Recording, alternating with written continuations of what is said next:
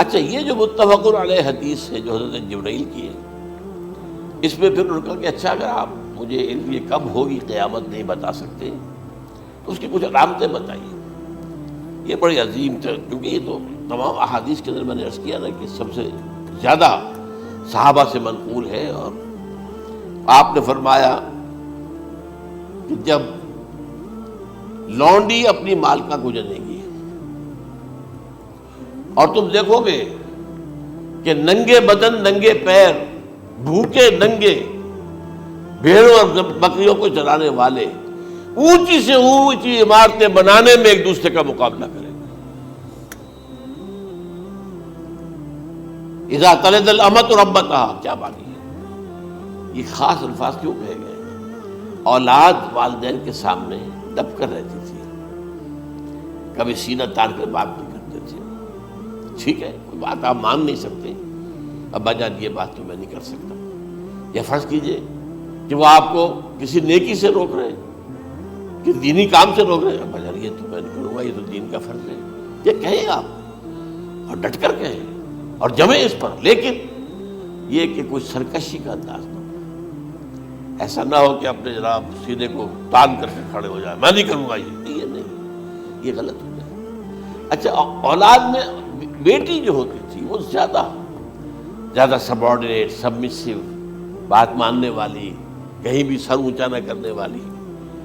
اور آخری دور میں کیا ہوگا؟ بیٹیوں سے مائیں ڈریں گی، انہیں ٹوک نہیں سکتی کسی بات پر، پتہ نہیں کیا بکتے ہیں، کیا بکواس کرتے ہیں۔ یہ تو ہمارے ہاں ہو گیا ہے، باہر کیا ہے تو آپ یہ بھی نہیں پوچھ سکتے۔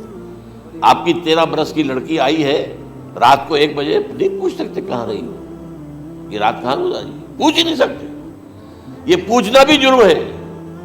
اپنے چھوٹے بچے کو آپ نے ایک تھپڑ مار دیا، تہذیب ہے، سکھانا ہے، غلط کام کیا ہے، اس کی سرزنش ہو رہی ہے، فوراً وہ اگر ایک فون کر دے گا پولیس آئے گی، بچے کو لے جائے گی، اسے لا کر کہیں اور جو ہے ڈپازٹ کرے گی اور آپ پر مقدمہ چلے گا، آپ کو اس کی سزا بھگتنی ہوگی۔ ظاہر بات ہے کہ پھر وہاں سرکشی کا کیا عالم ہوگا، پھر اولاد کہاں سر جھکائے گی، کس درجے میں جھکائے گی؟ اس کی تربیت عثمانی ہوئی نہیں۔ تو ان تلد الامۃ ربتہا، گویا کہ بیٹی کے نزدیک ماں جو ہے وہ ایسی ہو جائے گی جیسے لونڈی، گویا کہ لونڈی نے ایک اپنی مالکہ کو جنم دیا ہے، بیٹی مالکہ بن جائے گی اور ماں جو ہے لونڈی بن جائے گی۔ اور دولت کے ریل پیل کا ابھرتا دکان، یہ جو بھوکے ننگے اور مفلس، کیا حال تھا 100 برس پہلے، انہیں کھانے کو کچھ نہیں ملتا تھا۔ یہ مشرقی ساحل پر تھے، یہ سوائے یہ کہ مچھلیاں پکڑ لی، اللہ خیر اللہ وہ کھا لی، یا کہیں ان کو بیچ دیا، کوئی بنڈی لگ جاتی تھی وہاں، اور کیا تھا۔ اور مغربی ساحل پہ کیا ہوتا تھا؟ ساری ان کی معیشت حج کے گرد گھومتی تھی، حاجی آئے ہیں، خریداریاں کر رہے ہیں، اور آپ کو معلوم ہے پوری دنیا سے مال پہلے بھی پہنچتا تھا وہاں، آپ کو جو ہے ہر ملک کے ہر کونے کا پھل وہاں مل جائے گا آج بھی۔ اور وہاں پر یہ ہے کہ سب سے بڑی بدوؤں کے لیے سب سے بڑی بات کیا تھی؟ قربانی کا گوشت، اسے وہ سکھاتے تھے، سخت چمڑے کر کے کھاتے تھے، یہ ان کا حل تھا۔ آج جا کر دیکھیے نئے شہر بن رہے ہیں، امریکنز کو کانٹریکٹ دیے جا رہے ہیں، بالکل ماڈرن شہر بنا دو، ایک ایبسلیوٹلی ماڈرن شہر جو ہے وہ جو مشرقی ساحل کے اوپر جو پہلے سے آرام کو سٹی ہے، امریکن سٹی ہو، اس کے اندر کوئی سعودی بھی داخل نہیں ہو سکتا سوائے جس کے پاس اس سٹی کی طرف سے لائسنس نہ ہو، اور اس کی 4 دیواری کے اندر، 4 دیواری کیا فصیل کے اندر کہی ہے، جو چاہو کرو، کوئی تم پر پابندی نہیں، ننگے نہاؤ، تالاب ہے نہا رہے، ننگی عورتیں ننگی مردیں نہا رہے، کوئی پوچھنے والا نہیں۔ اب اسی قسم کا ایک سٹی آباد ہونا جا رہا ہے مغربی ساحل پر، جدہ اور ینبوع کے درمیان، اور اس میں اصل میں جتنی بھی دولت ہے جو پیٹرول کی ہے وہ وہیں پر رکھ لی جاتی ہے امریکہ کے اندر، تاکہ امریکہ جو ہے ایسے ایسے پروجیکٹ بنا کر جب تمہیں دے گا تو اس میں سے پیسے لے گا، وہ نہیں ملتی ان کو واپس۔ باہر یہ تو ایک میں نے ایک جگہ آپ سے ذکر بھی کیا تھا، دی کنفیشنز آف این اکنامک ہٹ مین، وہ کنفیشنز کی بات جو ہے اگر آپ میں سے کسی کو دلچسپی ہو تو اسے پڑھیں، کہ کس طریقے سے 1973 کے آئل امبارگو کے بعد جو شاہ فیصل شہید کے زمانے میں ہوا تھا، پھر جس طریقے سے امریکہ نے ان تمام ممالک کو جکڑ لیا ہے، اس کا پورا جو پروسیس کیا تھا وہ سامنے آتا ہے۔ بہرحال اس کے بعد آتا ہے علامات کبریٰ کا ذکر، بڑی علامتیں جو کہ بالکل خرق عادت کے انداز میں ہوگی، جن کا معاملہ جو ہے وہ آپ کے ناپ تول میں نہیں آ سکتا، آپ کی کیمسٹری فزکس اس کا جو ہے وہ نہیں کر سکتی، ادراک ہوگا یہ قیامت کی۔ ان میں نمبر 1 کیا ہے؟ ایک بہت بڑا دھواں آئے گا، پوری دنیا کو لپیٹے گا۔ نمبر 2 دجال کا ظہور ہوگا، جو اپنی خدائی کا دعویٰ لے کر آئے گا اور بنوائے گا، اس کے ہاتھ میں ہو جائیں گے، قبضے میں ہو جائیں گے سارے ذرائع پیداوار کے، اس کی طرف بھی پہلا قدم اٹھ چکا ہو، ٹرپس کے نام سے معاہدہ ہو چکا ہے۔ کوئی ملک اپنا بیج پیدا نہیں کر سکتا، یہ بیج ہم نے ڈیولپ کیے ہیں، ان کے ڈیولپمنٹ سے پہلے تم ایک ایکڑ سے کتنی گندم لیتے تھے، آج کتنی لے رہے ہیں؟ کس بنا پر؟ جینیٹکس کا جو کام ہم نے کیا ہے اس کی بنا پر ہو رہا۔ ہاں تو ہمارا حق ہے، اس کی رائلٹی ہمارے پاس آنی چاہیے، لہذا صرف ان اداروں سے، ملٹی نیشنل سے خریدا جائے گا بیج، اور بیج بھی وہ دیں گے وہ کہ جس سے جو فصل اگے گی وہ بیج نہیں لا سکتے، وہ بیج کا کام نہیں کر سکتے۔ جیسے آپ کو معلوم ہے کہ آپ کے ہاں جو گوشت کھایا جاتا ہے مرغے کا، تو مرغا وہ جو ہے اس میں مرغا ہو یا مرغی ہو، اس کے اندر کوئی وہ کیفیت ہی نہیں ہے، ان کے انڈے جو ہے ان سے آپ بچے حاصل نہیں کر سکتے، ہے تو انڈا، دیکھنے کو تو انڈا ہے لیکن وہ بنڈا جو ہے اس سے بچہ تو نہیں حاصل کر سکتے۔ ایسے ہی وہ گندم کا بیج دیں گے، نظر آئے گی گندم، لیکن اس کے اندر وہ صلاحیت نہیں ہے کہ اس سے جو فصل اگے گی اس کا نتیجہ جو ہے وہ بھی آپ لے سکتے۔ یہ ہونا ہے، اللہ جانے، قدم اٹھ رہے ہیں ادھر۔ پھر یہ ہے کہ دابۃ الارض، زمین سے ایک حیوان نمودار ہوگا، زمین شق ہوگی۔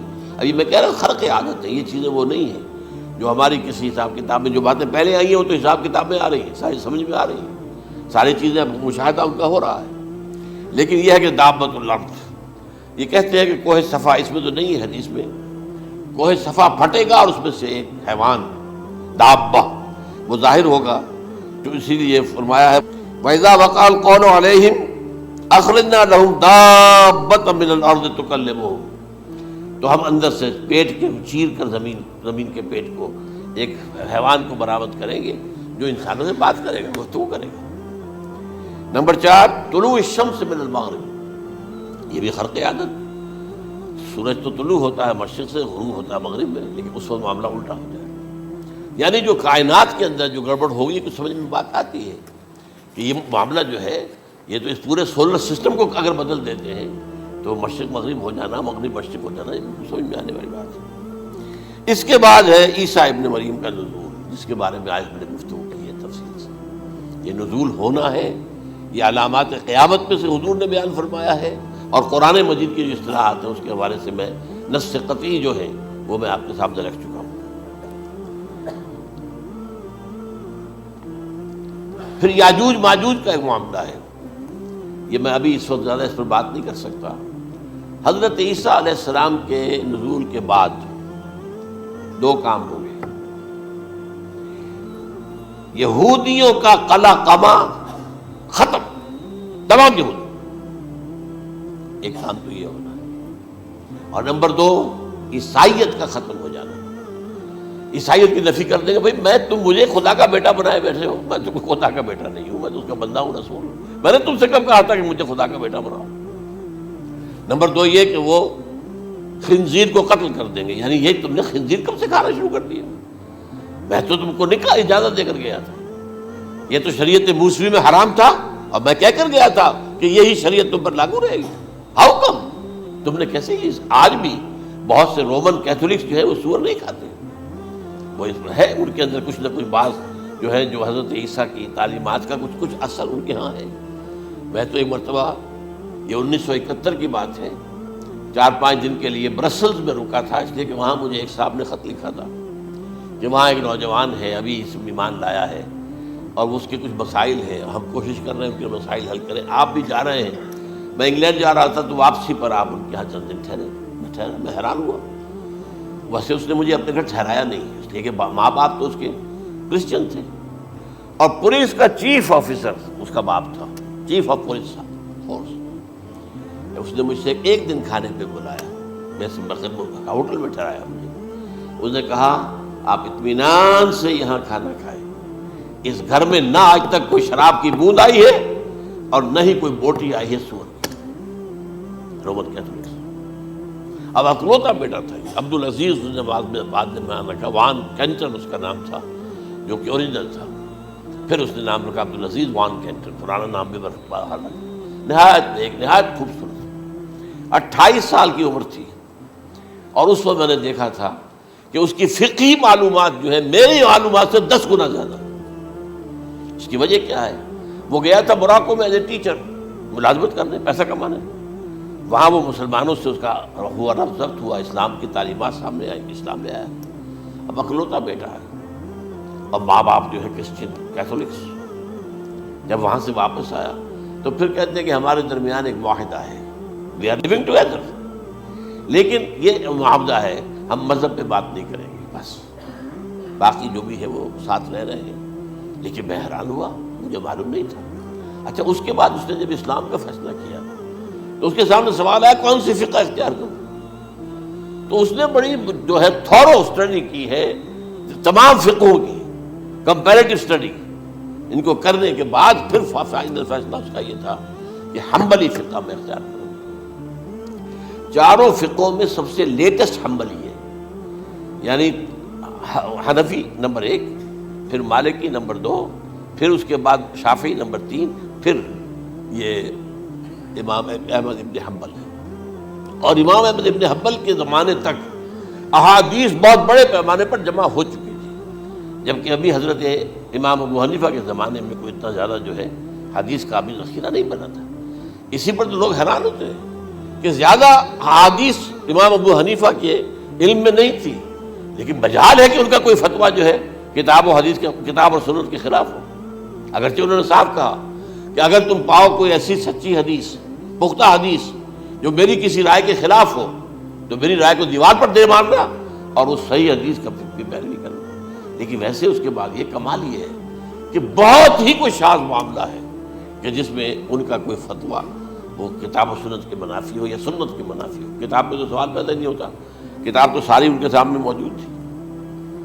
اس کے بعد یہ ہے کہ یاجوج ماجوج, اصل میں بتا رہا تھا آپ کو کہ جب عیسائیت بھی ختم ہو گئی, یہود ویسے ختم ہو گئے, استیصال ہو گیا, جڑ کٹ گئی. اب عیسائیت گویا کہ اسلام میں ضم ہو گئی. عیسائیت مذہب ختم, یہودی خود ختم.